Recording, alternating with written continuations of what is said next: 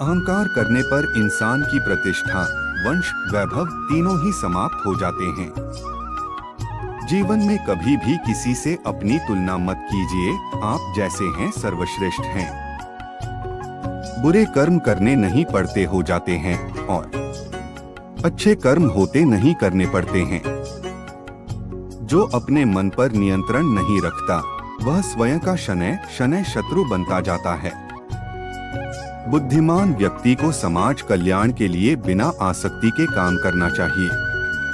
स्वार्थ संसार का एक ऐसा कुआं है जिसमें गिरकर निकल पाना बड़ा कठिन होता है। सेहत के लिए योग और किसी की जरूरत पर सहयोग दोनों से ही जीवन बदलता है। आत्मज्ञान की तलवार से काटकर अपने हृदय से अज्ञान के संदेह को अलग कर दो। दुष्ट लोग अगर समझाने मात्र से समझ जाते तो यकीन मानो महाभारत कभी ना होता। मनुष्य अपने विश्वास से निर्मित होता है, जैसा वो विश्वास करता है वैसा वो बन जाता है।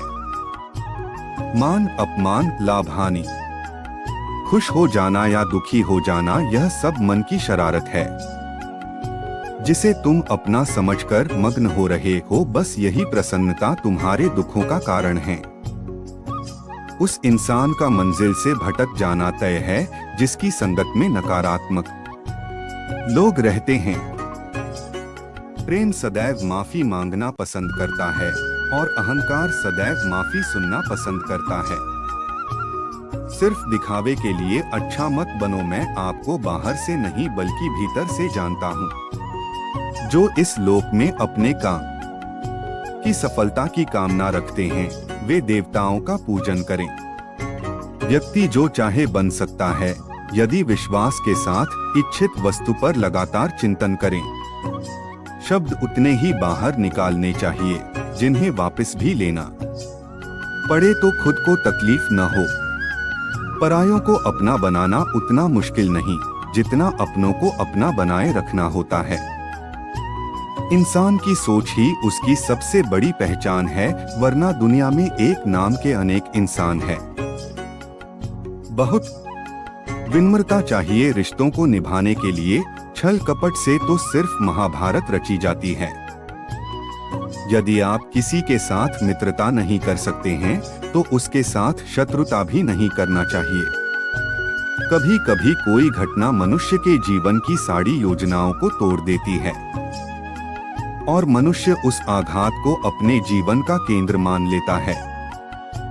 पर क्या भविष्य मनुष्य की योजनाओं के आधार पर निर्मित होते हैं? नहीं। जिस प्रकार किसी ऊंचे पर्वत पर सर्वप्रथम चढ़ाने वाला उस पर्वत की तलाई में बैठकर जो योजना बनाता है, क्या वही योजना उसे पर्वत की चोटी तक पहुंचाता है? नहीं। वास्तव में वो जैसे जैसे ऊपर चढ़ता है वैसे वैसे उसे नई नई चुनौतियां, नई नई विडंबनाएं, नए नए अवरोध मिलते हैं।